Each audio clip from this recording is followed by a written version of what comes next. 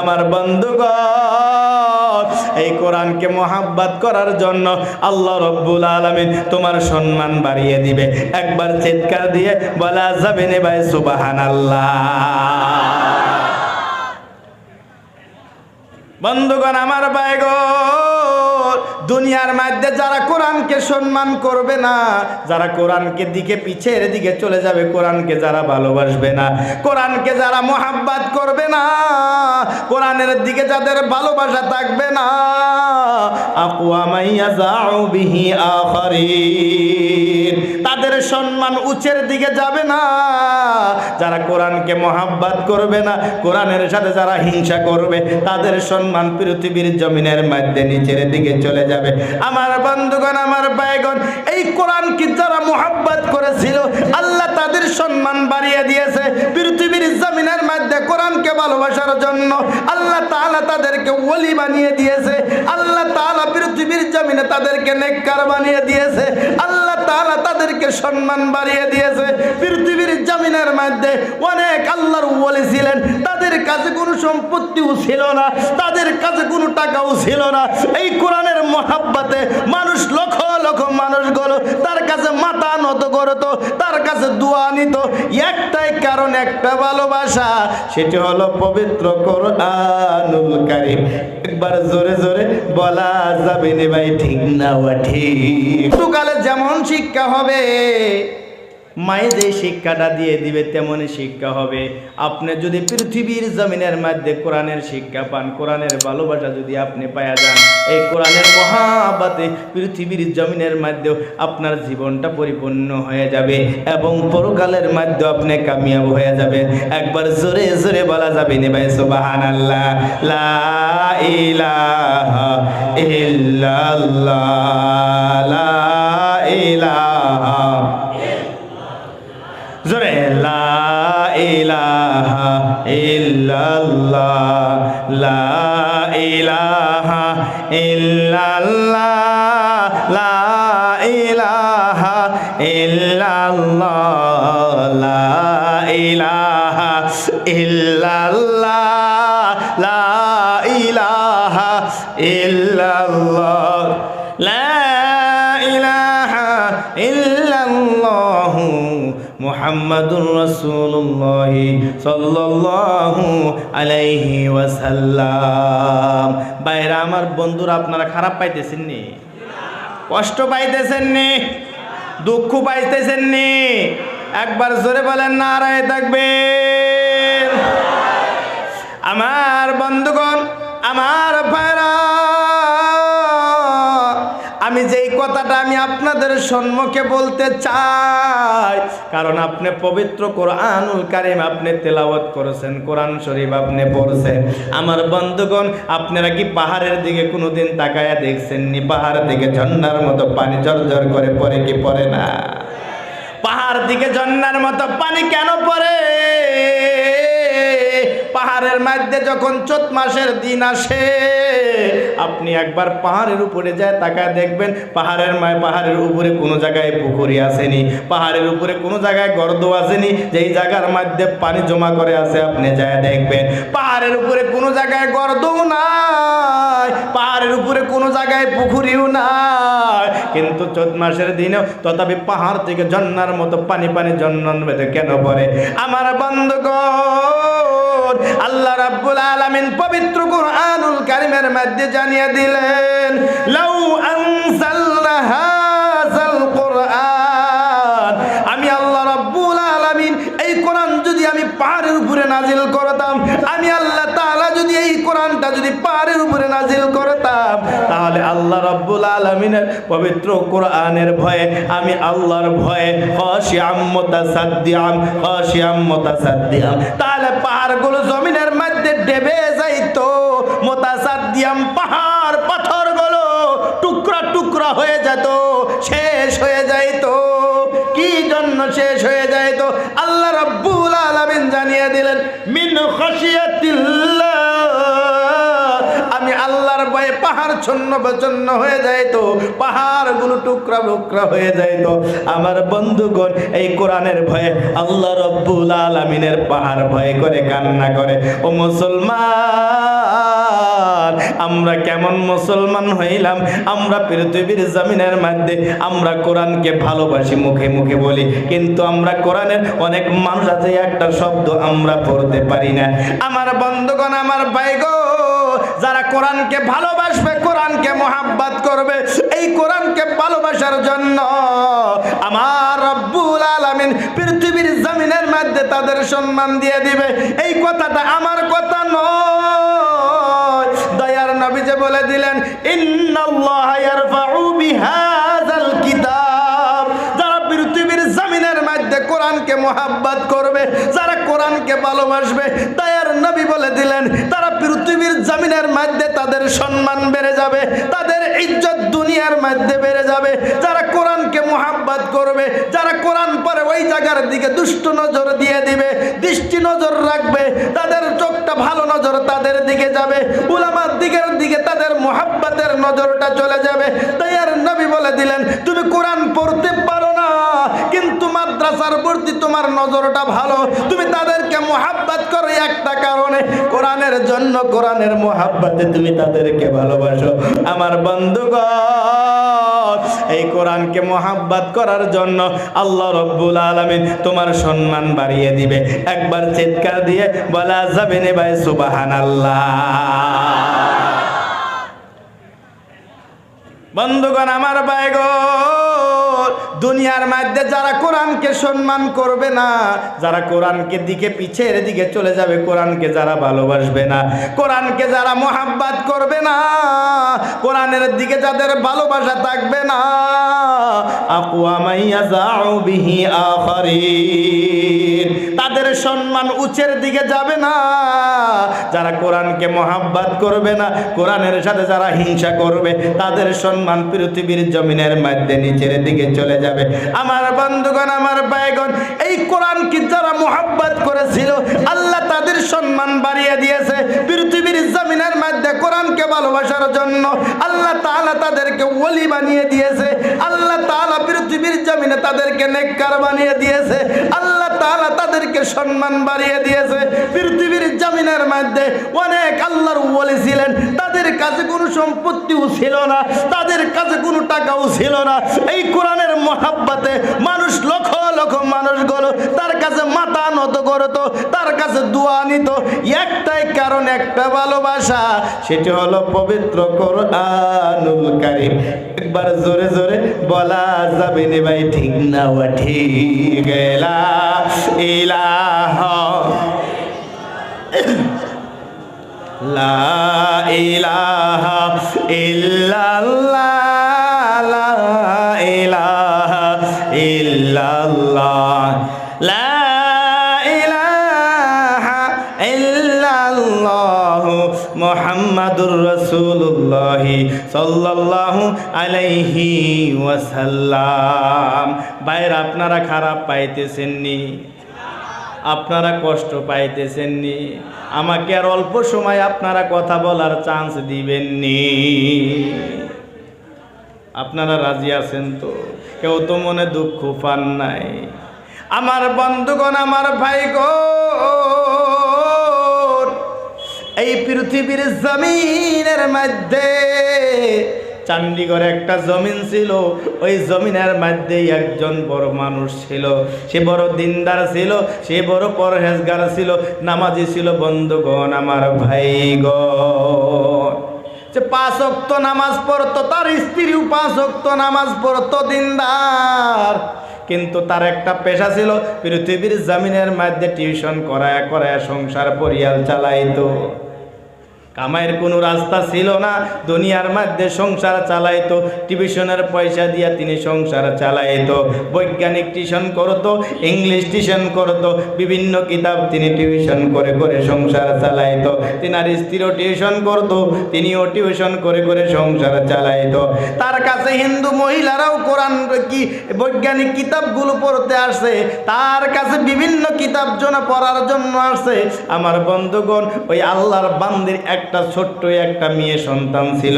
প্রত্যেক দিন যখন স্কুলের কিতাব পড়তে যায়, ওই যাওয়ার সময় সর্বপ্রথম সূরা ফাতিহা তেলাওয়াত করে আরম্ভ করে, কারণ তার কাছেও তো হিন্দু নারীরা টিউশন করার জন্য আসতো। ওই জায়গার একজন মহিলা ছিলেন, তার একটা ছোট সন্তান ছিলেন, তিনিও টিউশন করার জন্য আসে দেখে প্রত্যেক দিন তার ম্যাডামের মেয়ে সন্তানটা প্রত্যেক দিন কোরআন তেলাওয়াত করে পড়া আরম্ভ করে। এবার তিনি বললেন, বান্ধবী, তোমার আম্মা যেই পড়াটা তোমাকে প্রথম পড়ায়, আমার আবদার হইল ম্যাডাম জানি এই পড়াটা আমাকেও প্রথম পড়াইয়া দেয়। এই কথা আবদার শুনিয়া তেনাকেও সূরা ফাতিহা পড়াইয়া এবার কিতাব পড়ানো আরম্ভ করে।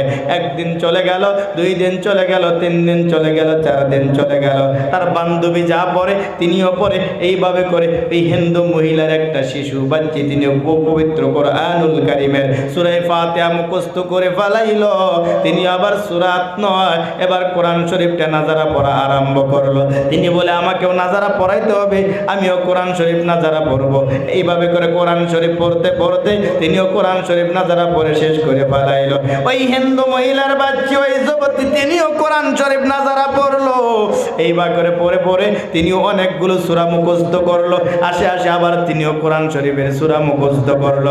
1 দিন 2 দিন চলে গেল, 6 মাস চলে যায়, বছর চলে যায়, যায় অনেকগুলো সূরা মুখস্থ করলো। তার সাথে সাথে তিনিও এই সূরাগুলো মুখস্থ করে ফেলাইছে। আমার বন্ধুগণ, এইভাবে করে সূরা মুখস্থ করতে করতে পবিত্র কোরআনুল কারীমের অনেকগুলো সূরা মুখস্থ করেছে। লাহে লাহে ওই যুবতী, ওই ছোট বাচ্চাটা যুবতী হয়ে গেলেন, বড় হয়ে গেল, বিয়ার বয়স হয়ে গেল। মা বাপে বলে, এবার যখন বিয়ার বয়স হয়ে গেছে, এই সন্তানকে রাখা যাবে না, বয়স হয়ে গেছে, বিয়া দেওয়া লাগবে। কারণ তারা ছিল ব্রাহ্মণের ঘর থেকে বিয়া আসলে তাকে বিয়া দেওয়া হবে। এবার যখন বিয়ার প্রস্তাব আসলো, বিয়ার প্রস্তাব আসে মঞ্জুর করে নিয়ে দিন ধার্য করে বিয়ার দিন ধার্য করে ফেলাইল। বিয়ার দিন ধার্য হয়ে গেল। বিয়ার দিন সবাই মানুষগুলো দলে দলে আসে। বিয়ার দিন যেমন ভাবে মানুষ গিফট নিয়ে আসে, প্লেট, বিভিন্ন বস্তু নিয়ে আসে, তাকে হাদিয়া দেয়, এমনভাবে সবাই হাদিয়া দেয়। কিন্তু তার যিনি ম্যাডাম ছিলেন, ওই ম্যাডামটা একটা পবিত্র কোরআনুল কারীম একটি কিতাবটা পেক করে নিয়ে আসে ওনাকে হাদিয়া দেওয়ার জন্য উপস্থিত হয়ে গেল। তেনার গার্জিয়ানকে বললেন, গার্জিয়ান, আমি আপনার কাছে আবদার জানাই, আমি এমন একটি বস্তু আমি তোমাদেরকে হাদিয়া দিতে চাই, আপনার বেটিকে হাদিয়া দিতে চাই, কিন্তু শর্ত আছে, এই হাদিয়ার পেকটা, এই গিফটের পেকটা এখানে খোলা যাবে না। বলে, কোন জায়গায় খোলা লাগবে? বলে, আপনার বেটি যখন শ্বশুরাল চলে যাবে, ওই শ্বশুরাল যাইয়া এই প্যাকিং খুলবে, তার আগে প্যাকিং খোলা যাবে না। বলে, হ্যাঁ ঠিক আছে, আমি খুলবো না। যেমন আপনি আমাকে প্যাকিং দিয়েছেন, এমন প্যাকিং আমি আমার বেটিকে পাঠাইয়া দিব। আমার বন্ধুগণ, এইভাবে করে প্যাকিং পাঠিয়ে দিল। প্যাকিংটা নিয়ে গেল, বাড়ির মধ্যে চলে গেল। এইভাবে করে কিছুদিন চলে যায়, প্যাকিং খোলে না। 1 বছর যখন চলে গেল রে বন্ধু, তখন প্যাকিংটা খুলে দেখে পবিত্র কোরআন শরীফ। একবার জোরে জোরে বলা যাবে নি ভাই, সুবহানাল্লাহ। আমার বন্ধুগণ, আমার ভাইগণ, কোরআনটা খোলার পরে অন্তরের মধ্যে বড় মায়া, অন্তরের মধ্যে বড় দয়া। কারণ আমি মুসলমান না হলে কেব কোরআন শরীফ তোমাকে কতদিন আমি তেলাওয়াত করছি, আমি তোমাকে কতদিন আমি তোমাকে পড়ছি। ও কোরআন, আজকে কতদিন হয়ে গেল তোমাকে আমি পড়তে পারি না। কোরআন শরীফ পাওয়ার পরে ওই ব্রাহ্মণ নারী, তার অন্তরের মধ্যে বড় মোহাব্বত যে আমি কালকের থেকে আমি কোরআন তেলাওয়াত করব, আমি কালকের থেকে আমি কোরআন পড়ব, মনের মধ্যে বড় আনন্দিত হয়ে গেছে।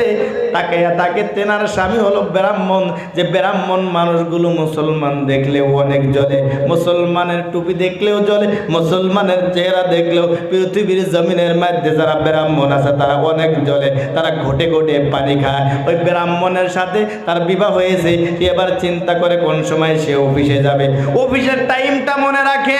তিনার স্বামী যখন অফিসের দিকে চলে যায়, ওই নারী পবিত্র কুরআনুল কারীমটা তেলাওয়াত করে কান্দে, মাবুদ আমি এই কোরআনের ভালোবাসা আর কতদিন আমি লুকাইয়া রাখবো? ও প্রভু গো, এই কোরআনের ভালোবাসা আমি লুকাইতে পারি না, এই কোরআনের ভালোবাসা আমি চুপাইতে পারি না। প্রত্যেক দিন কোরআন শরীফ পড়ে, প্রত্যেক দিন কোরআন শরীফ পড়ে, আবার অফিসের টাইম হয় কোরআন শরীফ পড়ে। এইভাবে করে অনেক দিন কোরআন পড়তো। আর শুধু নিজেই পড়তো না, নিজের একটা মেয়ে সন্তানকে প্রত্যেক দিন কোরআন পড়াইতো।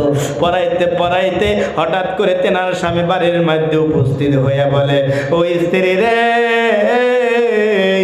আমি ডাক্তারের কাছে গিয়েছিলাম, ডাক্তারে আমাকে বলছে তোমার সময় বেশি দিন না, তোমার ব্লাড ক্যান্সার হয়ে গেছে, তুমি আর বেশি দিন দুনিয়ার মধ্যে বাঁচবা না, তোমার সময় বেশি দিন নাই, অল্প দিনের মধ্যে তোমার দুনিয়া ছেড়ে চলে যাইতে হবে। স্ত্রীর কাছে যখন স্বামী এই কথা বলল, স্ত্রী প্রভুর পায়ে সেজদায় পড়ে পড়ে কান্না আরম্ভ করে দিল। কারণ ছিল ব্রাহ্মণের স্ত্রী, সেজদায় পড়ে কান্দে, ওগো কোরআনের মালিক, এই কোরআনকে যিনি নাজিল করছো, আমি একজন ব্রাহ্মণ হইয়া তোমার কাছে কান্দি পড়ব গো, আমার স্বামী ক্যান্সার হয়ে গেছে। ও কোরআনের মালিক, ও কোরআনের মালিক, ও হায়াতের মালিক, তুমি আমার স্বামীকে ভালো করে দাও। এইভাবে করে প্রত্যেক দিন প্রভুর কাছে দোয়া করে। তারপরের দিন তেনার স্বামীকে ডাক দিয়ে বলেন, স্বামী গো, আমি তোমার কাছে একটা কথা বলি, একটা আবদার জানাই, তোমার তো বেমার ভালো হয়ে যাবে, বেশি দিন বেমার থাকবে না। বলে কি করতে হবে? বলে একটা শর্ত আছে, এই কথাটা যদি তুমি মানতে পারো। বলে কোন কথাটা? বলে একটাই কথা, তুমি যদি মানো তোমার বেমার ভালো হয়ে যাবে। বলে কোন কামটা করতে হবে? স্ত্রী ডাক দিয়ে বলেন, স্বামী গো, আপনি আমার হাতে হাত দিয়ে কথা দেন, আপনার বেমার যদি ভালো হয়ে যায়, আপনি কি ইসলাম নামের কলেমা পইরা মুসলমান হবেননি? আমার হাতে হাত দিয়ে আপনি কথা দেন, আপনি কি ইসলাম নামের কলেমাটা পইরা মুসলমান হবেননি? স্বামী ডাক দিয়ে বলে, স্ত্রী রে, যেই ব্যাপার ডাক্তারে ভালো করতে পারলো না, তুমি আবার কেমন করে তুমি ভালো করবা? ঠিক আছে, আমার বেমার যদি ভালো হইয়া যায়, স্ত্রী তোমার কাছে কথা দিলাম, আমার বেমার যদি ভালো হইয়া যায়, আমি ইসলাম নামের কলেমা পইরা মুসলমান হইয়া যাব। একবার জোরে জোরে বলা যাবে না ভাই সুবহানাল্লাহ? আপনারা কি খারাপ পাইতেছেন নি? আমার বন্ধুগণ, আমার ভাই গো, স্বামীকে বলেন, স্বামী গো, প্রত্যেক দিন আপনি সকালে উঠবেন, আমি পবিত্র কুরআনুল কারীমের সূরা ফাতিহা পাঠ করিয়া, আমি সূরা তেলাওয়াত করিয়া করিয়া আমি পানির মধ্যে ফুঁক দিব, আমি আপনার মাথায় ফুঁক দিয়ে দিব। স্বামী গো, আপনি পানি পান করবেন, আপনার মাথায় ফুঁক দিব, আপনি বাধা দিবেন না। প্রত্যেক দিন স্ত্রী স্বামীকে ডাক দিয়ে বলেন, স্বামী গো, তোমার মাথা দাও, মাথার মধ্যে সূরা ফাতিহা পাঠ করে করে মাথায় ফুঁক দেয়, পানির মধ্যে ফুঁক দিয়ে দিয়ে পানি পান করায়। আমার বন্ধুগণ, একদিন না, 2 দিন না, 21 দিন পর্যন্ত, 40 দিন পর্যন্ত স্বামীকে এইভাবে করে পানি পান করায়, মাথায় ফুঁক দেয়। 40 দিন পার হয়ে যাওয়ার পরে আবার ডাক্তারের কাছে গেছে মেডিকেল টেস্ট করানোর জন্য। সবাই ডাক্তারের কাছে গেছে, ডাক্তার ডাক দেয়া বলে, ব্রাহ্মণ, তোমাকে না দেখেছিলাম, তোমার ব্লাড ক্যান্সার হয়ে গেছে। আজকে যখন রিপোর্ট দেখে, তোমার রিপোর্টের মধ্যে তোমার ব্লাড ক্যান্সার নাই, তোমার তো বেমার নাই, তোমার বেমার ভালো হয়ে গেছে। একবার জোরে জোরে বলা যাবে না আল্লাহু আকবার? আমার বন্ধু আপনাদেরকে একটা আমলের কথা বলি বাবা।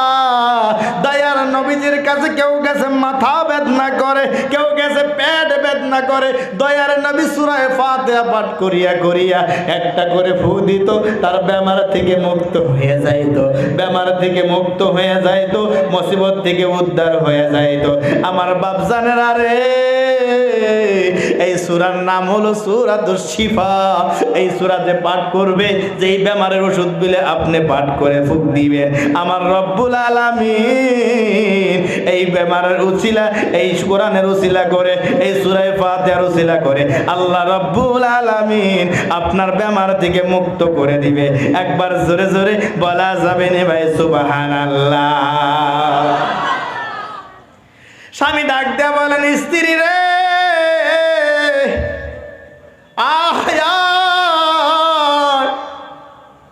আয় আমার কোলে নি, আমাকে বুকে জড়াইয়া নি, কারণ আমি এতদিন বুঝি না কোরআনের যে এমন মোহাব্বত, কোরআনের যে এমন পাও। ও স্ত্রী রে, আমি আর ব্রাহ্মণ হয়ে মরতে চাই না, আমার হাত নি তোর হাতে দিয়া কলেমা পড়াইয়া মুসলমান বানাইয়া দি। একবার জোরে জোরে বলা যাবে না ভাই সুবহানাল্লাহ। আল্লাহর বান্দি ব্রাহ্মণ থেকে মুসলমান হয়ে গেল শুধুমাত্র কোরআনের মোহাব্বতে, শুধুমাত্র কোরআনের ভালোবাসায়। ও মুসলমান, আমরা মুসলমানের ঘরে জন্ম, বড় আফসোস লাগে ভাই গো। এই মেহফিলের মধ্যে অনেক মানুষকে আমি দেখি, কিন্তু কারো মাথায় টুপি নাই। বড় কথা আমি বলবো না, মাথার মধ্যে টুপি নাই। ও যুবক ভাইরা, আমি ফোর্স করি না, তোমাকে আমি বলি না, তোমার পায়ে হায় হাত রাখে, কারণ কবে জানে আজরাইল নামে, আজরাইল কবে জানো তোমার কাছে চিঠি নিয়ে আসবে। তুমি যখন বাক চালাইয়া নগাঁওয়ের দিকে যাবা, তুমি যখন তেজপুরের দিকে চলে যাবা, আজরাইল তোমার জানটা কবজ করে নেবে। মানুষেরা চিনতে পারবে না, কারণ তোমার ইসলামিক লিবাস নাই, তুমি মুসলমান না হিন্দু।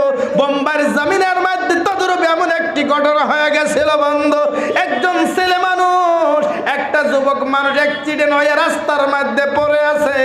সবাই এবার চিন্তা করে দেখি, তার তো দাড়ি নাই, তার তো পরিচয় পাওয়া যায় না, এবার তাকে কেমন করে, তাকে জ্বালানো হবে না তাকে মাটি দেওয়া হবে। সবাই সিদ্ধান্ত করলো, যখন তার কোনো পরিচয় নাই, তার যখন গায়ে পাওয়া যায় না, তাকে শ্মশানে নিয়ে তাকে জ্বালানো হোক, শ্মশানের মধ্যে নিয়ে তাকে পুরানো হোক।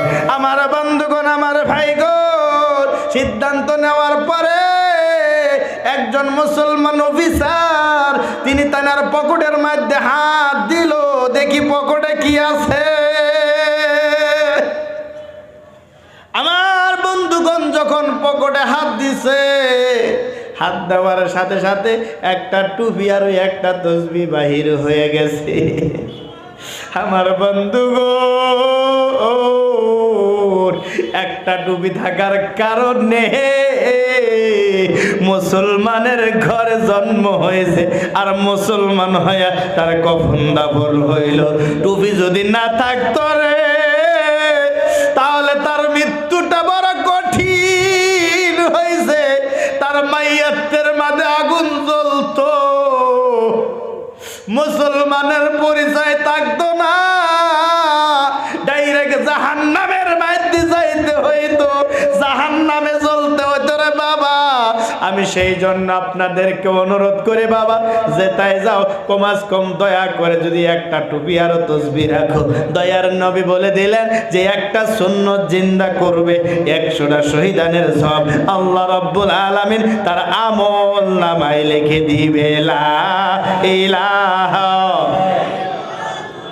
জোরে লা ইলাহা ইল্লাল্লাহ, লা ইলাহা ইল্লাল্লাহ, লা ইলাহা ইল্লাল্লাহ, লা ইলাহা ইল্লাল্লাহ, লা ইলাহা ইল্লাল্লাহ, মুহাম্মাদুর রাসূলুল্লাহ সাল্লাল্লাহু আলাইহি ওয়াসাল্লাম। আমার বন্ধুগণ, আমার ভাইগণ, দয়ার নবীর সুন্নত কেন মাথায় থাকবে না? দয়ার নবীর ভালোবাসা কেন থাকবে না? আপনি কি জানেননি বিশ্ব নবীজি ইসলাম পড়ছে করতে যাইয়া অনেক মারের সম্মুখীন হয়েছে? শুধু তাই না, তিনার চাচার কাছে দাওয়াত দেওয়ার জন্য আবু জাহেলের কাছে পৌঁছে গিয়েছিল। চাচার কাছে যায় বললেন, চাচা গো, আমার মা নাই, আমার বাবা নাই, মক্কার জমিনের মধ্যে সবাই আমাকে অত্যাচার করে, সবাই আমাকে জুলুম করে। ও চাচা গো, একটা কথা আমি অনুরোধ জানাই। বলে কি অনুরোধ? ও চাচা গো, আপনি যদি ইসলাম নামের কলেমাটা পইরা নেন, ইসলাম প্রচার করার জন্য আমার সুবিধা হয়ে যাবে। আমার বন্ধুগণ, আমার ভাইগণ, আবু জাহেলের কাছে একবার না রে বন্ধু, কিতাবের মধ্যে উল্লেখ আছে ৩,৫০০ বার দাওয়াত পৌঁছিয়েছে। শেষবার যখন দাওয়াত দেওয়ার জন্য গেল, আমার বন্ধুগণ, আবু জাহেল ডাক দিয়া বলেন, ভাতিজা আসো আসো, তুমি কোন কথা বলবা একবার দয়া করে বলো না। বলে, চাচা গো,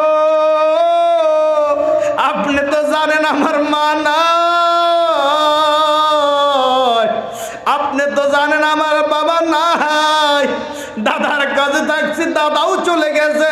ও চাচা, আপনার কাছে অনুরোধ করি, ও চাচা, আপনি যদি ইসলাম নামের কলেমা পড়েন, আপনি যদি মুসলমান হয়ে যান, তাহলে আমার বুকের মধ্যে অনেক সাহস হয়ে যাবে। বাবার অ্যাটেনশন দিয়ে দিবেন, ধ্যানটা দিয়ে দিবেন। আবু জাহেল তেনার ভাইস্তা মুহাম্মদকে ডাক দিলেন, ভাতিজা আসো আসো, আমার কাছে তুমি আসো, বসো বসো। বসার কথা বললেন। বলে ঘরের মধ্যে যাইয়া আবু জাহেল ঘরের মধ্য থেকে একটা চাবুক নিয়ে নিলেন।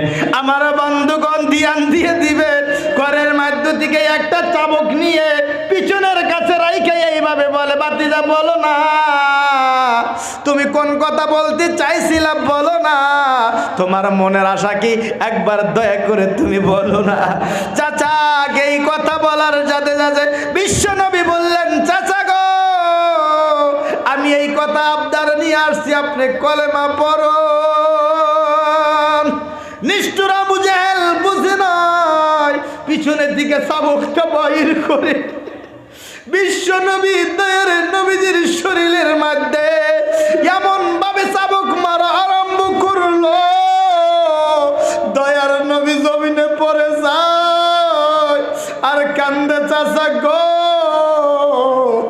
আমি শেষবারের মধ্যে আপনার কাছে আসছি, আর জীবনে আপনার কাছে দাওয়াত দিতে আমি আসবো না, আমারে মায়েরেন না, কারণ আমার মা নাই, আমার বাবা দুনিয়াতে নাই। ও চাচা গো, আমারে সাইরা দেন। আবু জাহেল মারে না, বিশ্ব নবী দোকানে হাত ধরে আবু জাহেল চাবুক মারা বন্ধ করে না। দয়ার নবী বলেন, ও চাচা গো, আর জীবনে আমি আপনাকে দাওয়াত দিতে আসবো না, আপনি দয়া করে আমাকে ছেড়ে দেন, কারণ ছেড়ে দেয় নাই আমার বন্ধুগণ অনেক অত্যাচার করেছেন, সহ্য করেছেন। সেই নবীর ভালোবাসা, যেই নবীর সুন্নত যদি আমাদের মধ্যে না থাকে, আমরা কেমন মুসলমান, আমরা কেমন মুসলমান হইলাম? বন্ধুগণ, আমার বাবাজিরা, আপনি খারাপ পাবেন না, আমি অনুরোধ করে আপনার পায়ের মধ্যে আমি বলি, বাবারে, আপনি দয়া করে বিশ্ব নবীর একটা সুন্নত আপনি যদি জিন্দা করতে পারেন, আমার আল্লাহ পৃথিবীর জমিনের মধ্যেও আপনাকে নেককার বানাইয়া দিবে, আপনাকে পরহেজগার বানাইয়া দিবে, আপনার স্থান জান্নাতের মধ্যে দিয়ে দিবে। একবার জোরে জোরে বলা যাবে নি ভাই, সুবহানাল্লাহ। আমার বন্ধুগণ, আমার ভাইগণ, দয়ার নবী বললেন, ইন্না আফজালাকুম মান তাআল্লামাল কুরআন ওয়া আল্লামা। আমি নবীজি বলে দিলাম, পৃথিবীর জমিনের মধ্যে যারা সর্বশ্রেষ্ঠ হলেন তারা, মানব জাতির মধ্যে সর্বশ্রেষ্ঠ হলেন তারা যারা নিজে কোরআন পড়ে এবং কোরআন শিক্ষা দেয় এবং কোরআনকে ভালোবাসে, কোরআনের মুহাব্বত তাদের অন্তরে আছে। কোরআন পড়তে পারে না, মাসে মাসে মাদ্রাসার মধ্যে আসে, দেখে মাসুম মাসুম তালবিলুম গুলো পবিত্র কোরআনুল কারীম তেলাওয়াত করতেছে। আমার বন্ধুগণ, কোন মার সন্তান মাদ্রাসায় আছে, কোন বাবার সন্তান মাদ্রাসায় আছে?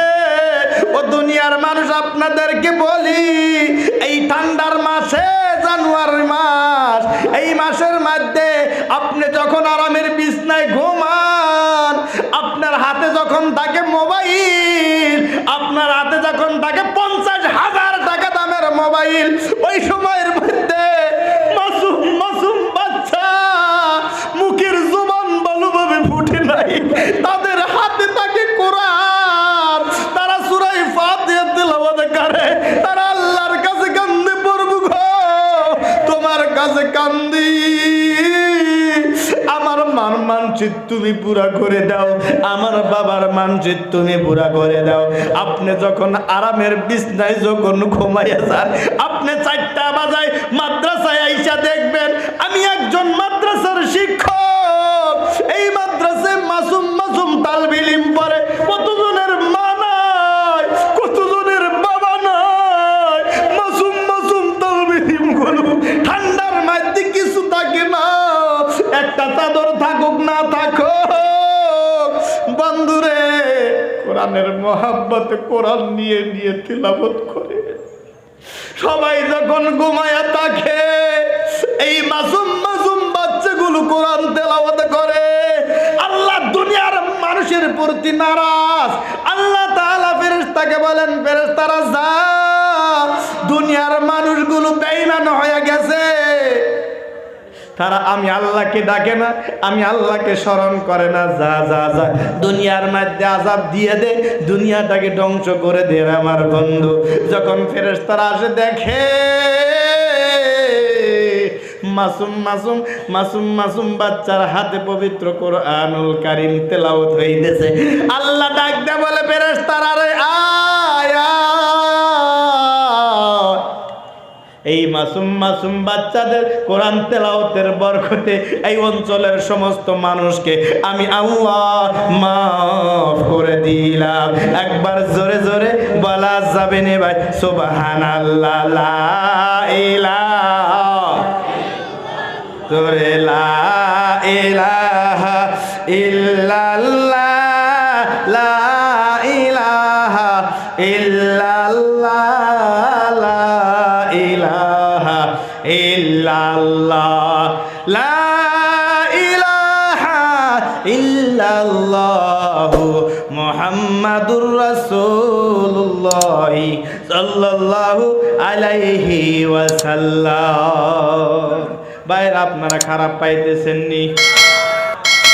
আপনারা যদি খারাপ পান, আমি ছাইরা দিব, আমি বয়ান করব না, কারণ আমিও কোরআন তেলাওয়াত করি, আমি মাসুম মাসুম বাচ্চাদের বাবা, আমি খেদমত করি। রাত যখন গভীর হয়ে যায়, মাদ্রাসার মধ্যে অনেক ইতিম সন্তান থাকে বাবা। আমি একদিন ধর্মসভা করে মাদ্রাসায় চলে গেলাম, মাদ্রাসায় চলে যাওয়ার পরে যায়া দেখি আমার একজন তালবে ইলম, ছোট্ট একজন 10 বছরের একটা বাচ্চা, সবাই বড় বড় কম্বল গাদ দিয়ে শুয়ে আছে। আমি ডাক দিয়া বললাম, ও মাহমুদুল, তুমি কেন কম্বল গাদ দাও নাই? একটা সেরা কাপড় গাদ দিয়ে তুমি শুয়ে আছো, একটা খেতা গাদ দিয়ে তুমি শুয়ে আছো, তোমার কি কম্বল নাই? তোমার কি ল্যাব নাই? ওই বাচ্চা ঠান্ডার মাঝে খাবে আর বলে, হুজুর আপনি তো জানেন না, আপনার মাদ্রাসার মাস্টার সাহেব জিয়াউর রহমান জানে আমার বাবা কিন্তু আমি যখন গর্ভে ছিলাম আমার বাবা দুনিয়ার থেকে বিদায় হয়ে গেছে, কিন্তু আমি গর্ভে ছিলাম আমার মাকে বলছে, ও স্ত্রী রে, আমার যদি একটা ছেলে সন্তান হয় মাদ্রাসায় দিও, পবিত্র কোরআনুল কারীমের হাফিজ আলিম বানায়া দিও। ও হুজুর, আমার মা হোটেলে কাম করে, মাসে মাসে 4,000-5,000 টাকা দরমহা পায়। আমার 3টা বোন আছে, তাদের পড়ার খরচা দেওয়া লাগে। সেই জন্য আমি মাকে বলছি, মা গো, ঠান্ডা সহ্য করতে পারি না, একটা কম্বল কিনে দেওয়া যাবে না? আমার মা আমাকে বলছে, বাবা রে তুমি ঠান্ডা সহ্য করো, আল্লাহ তাআলা তোমাকে যা যা দিয়ে দিবে। তুমি কি দেখো নাই আমার কম্বল কিনে দেওয়ার মতো সমর্থ নাই? আমার বন্ধুগণ, আমার ভাই গো, নিজের শরীরের চাদর আছে আমি দিয়ে দিলাম। বলে বাচ্চা এই চাদরটা তুমি গা দিয়ে থাকো। ওই বাচ্চাকে মাঝে মাঝে দেখি রে বন্ধু, রাত যখন গভীর হয়ে যায়, ওই মাসুম বাচ্চা বয়স বেশি হয় নাই, এখন মাত্র 12 থেকে 13 বছর হয়ে গেছে। কার কাছে শুনছে আমি জানি না, রাত 12টার পরে ওই মাসুম বাচ্চা আল্লাহর সিজদায় পড়ে পড়ে কান্না করে। আমি জিজ্ঞাসা করলাম, মাহমুদুল তুমি এই গভীর রাতে কেন কান্দো, কেন নামাজ পড়ো? ডাক দিয়ে বলেছে, হুজুর গো আমার মা আমাকে বলছে কোন হুজুরের কাছে সাহায্য নিবি না, কোন ওস্তাদের কাছে থেকে সাহায্য নিবি না, ওই মাদ্রাসায় বসে থাকবা, রাত যখন গভীর হবে আল্লাহর কাছে চাইবা, আমার আল্লাহ তোমাকে সাহায্য করে দিবে। একবার জোরে জোরে বলা যাবে রে ভাই, সুবহানাল্লাহ লা ইলাহা, জোরে লা ইলাহা ইল্লাল্লাহ, লা ইলাহা ইল্লাল্লাহ, লা ইলাহা,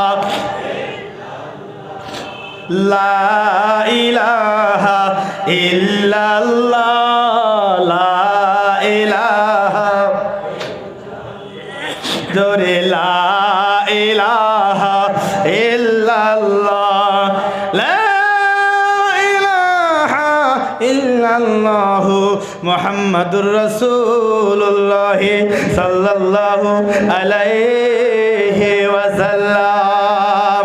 আমার বন্ধুরা, এবার ভাই আমি আসল দিকে যাই রে বন্ধু। বন্ধু আমার বাবারা, এত সময় বয়ান করলাম বন্ধুরি, আমি আমার কথা বলি না। এবার আমি বলবো পৃথিবীর জমিনের মানুষেরা, এবার ধ্যান দিয়ে দিবেন, এবার অ্যাটেনশন দিয়ে দিবেন রে বন্ধু আমার বাবা। জানেন রে, মানুষ যখন পৃথিবীর জমিন থেকে চলে যায়, মানুষের সাথে 3টা বস্তু কবর পর্যন্ত চলে যাবে। দয়ার নবী বলে দিলেন, ইয়াতবাউল মাইয়াতা সালাসাতুন ফায়ারজিউ ইসনানি ওয়া ইয়াবকা মাহু ওয়াহিদ, ইয়াতমাউ আহলুহু ওয়া মালুহু ওয়া মালুহু ফায়ারজিউ আহলুহু ওয়া মালুহু ওয়া ইয়াবকা আমালুহু। আমার বন্ধুগণ, আমার ভাইগণ, মানুষ যখন পৃথিবীর জমিন থেকে চলে যায়, আমার বন্ধুগণ, তার সাথে 3টা বস্তু কবর পর্যন্ত যাবে। 1 নম্বর আহলুহু, তার আত্মীয় স্বজন গুলো কান্না করে করে মাইয়াতের সাথে মাইয়াতটা কান্দে করে করে নিয়ে কবর পর্যন্ত যাবে রে বাবা, কবর পর্যন্ত যাবে। বাবার মাইয়াত উঠাইয়া কান্দে করে করে নিয়ে কবর পর্যন্ত যায় কানবে, বাবার জন্য কানবে, মার জন্য কান্দে কান্দে কবর পর্যন্ত চলে যাবে রে বাবা। আমার বন্ধুগণ, কবর পর্যন্ত যাইয়া দয়ার নবী বলে দিলেন, 3টা বস্তু কবর পর্যন্ত যাবে। আত্মীয় স্বজন যাবে, তোমার মাল যাবে, তোমার আমল যাবে। আমার বন্ধুগণ, এবার বুঝতে পারলেন 3টা বস্তু কবর পর্যন্ত যাবে। 3টা বস্তু কবর পর্যন্ত যাইয়া রে বাবা, তার মধ্য থেকে 2টা বস্তু রিটার্ন চলে আসবে। দয়ার নবী বলে দিলেন, ফায়ারজিউ আহলুহু ওয়া মালুহু ওয়া ইয়াবকা আমালুহু। আমার বন্ধুগণ, এত দয়ার মায়া, এত মোহাব্বতের ছেলে, এত দরদের বাবা, এত দরদের ভাই, এত আদরের ভাই, এত আত্মীয়ের মোহাব্বতের বন্ধু, সবাই কবর পর্যন্ত যাবে। নবী বলে দিলেন, বন্ধুগণ, কবর পর্যন্ত যাইয়া আত্মীয় স্বজন ঘুরে আসবে। ফায়ারজিউ আহলুহু ওয়া মালুহু, 2টা বস্তু রিটার্ন চলে আসবে।